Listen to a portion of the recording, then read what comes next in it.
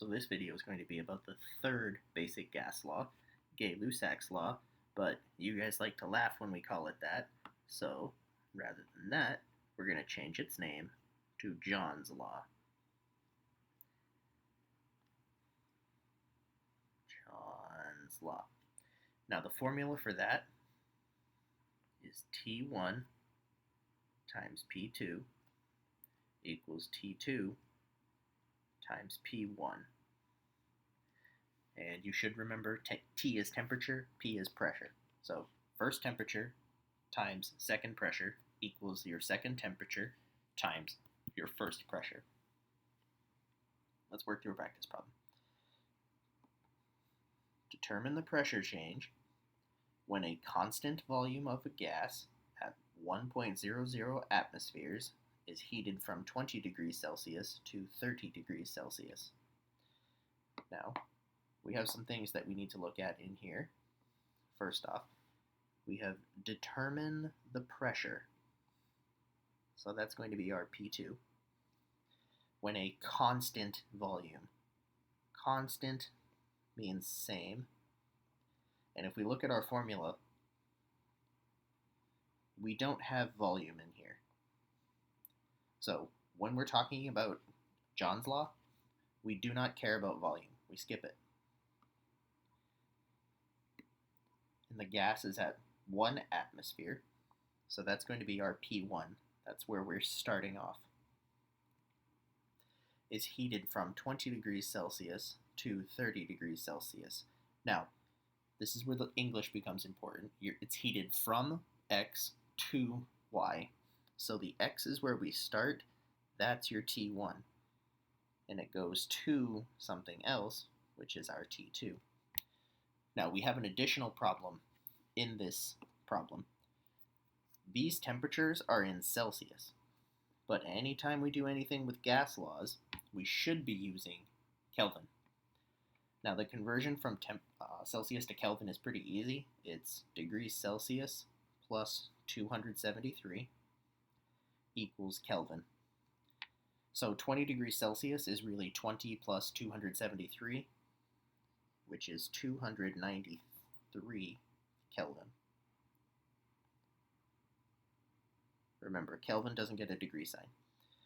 And the final temperature, T2, is 30 degrees Celsius, which is 303 Kelvin. So you can't use Celsius, but it's pretty easy to turn it into Kelvin. From here, we're going to solve it like any of the other gas laws. We're going to write down what we have. T1, P1, T2, P2.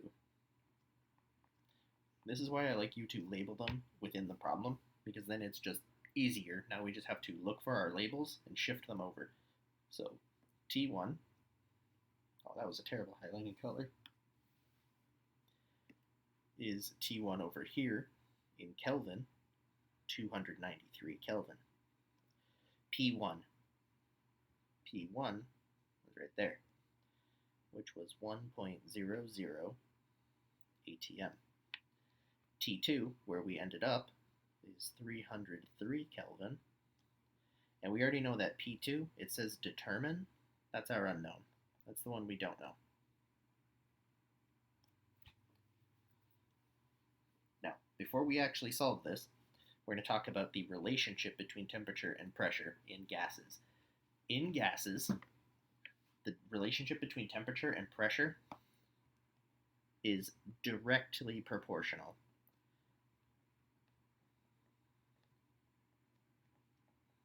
What that means is that as one increases, the other increases.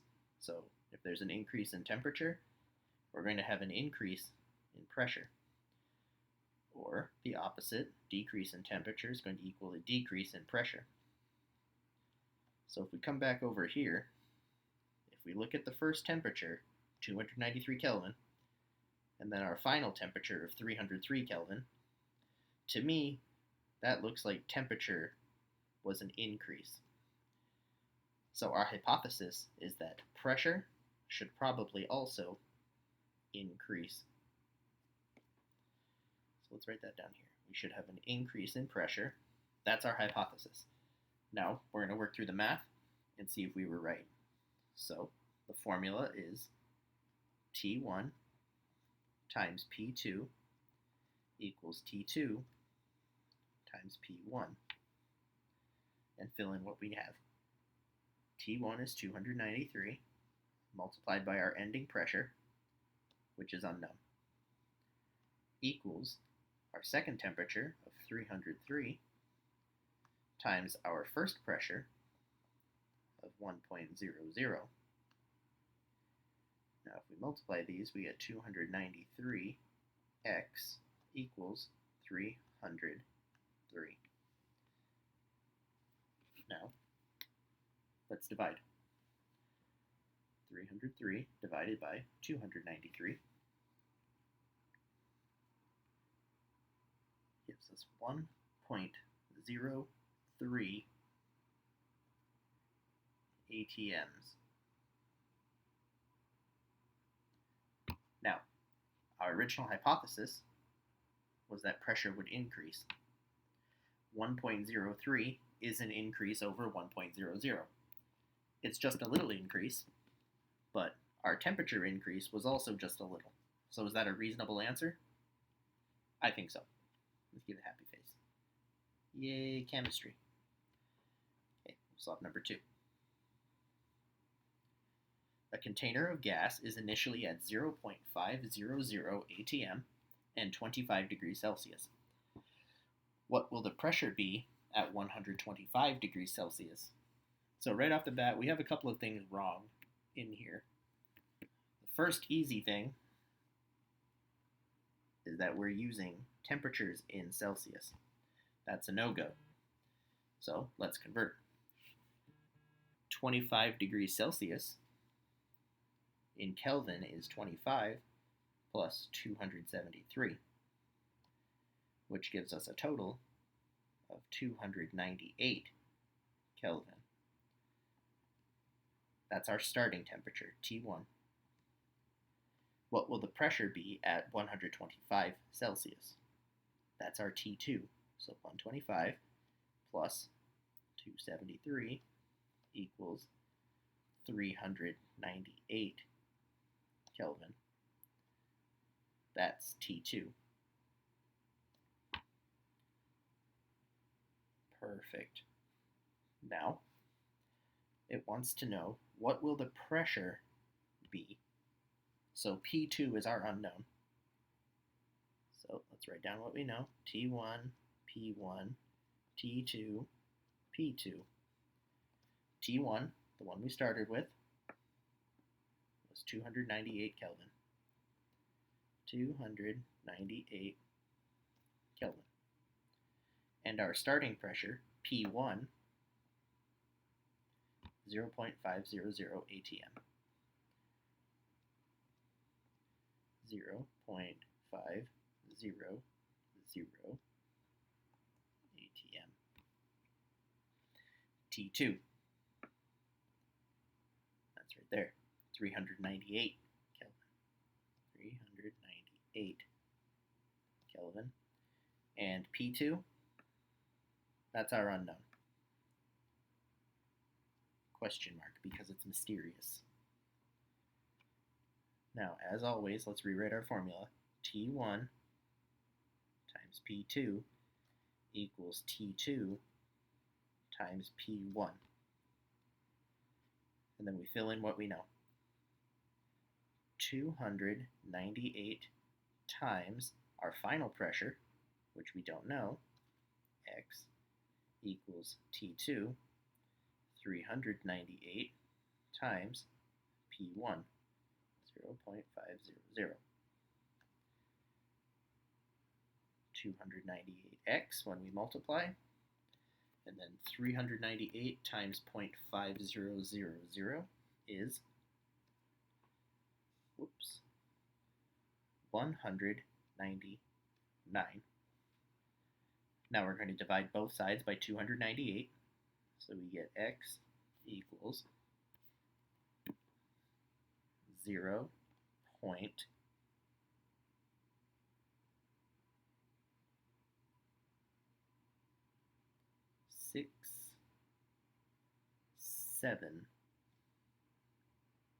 ATM.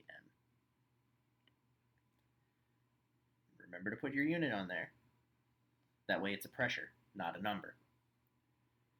Now, I made a mistake and forgot to put our original hypothesis in there, but temperature 1 is 298, temperature 2 was 398. So there was an increase, so our hypothesis for pressure is that it should have increased. 0.67 is in fact an increase from 0.5, so I think that's a pretty reasonable answer. Get a happy face. Now, just like before, you guys are going to solve number 3. But some things to keep in mind here. Millimeters mercury, that's a unit of pressure.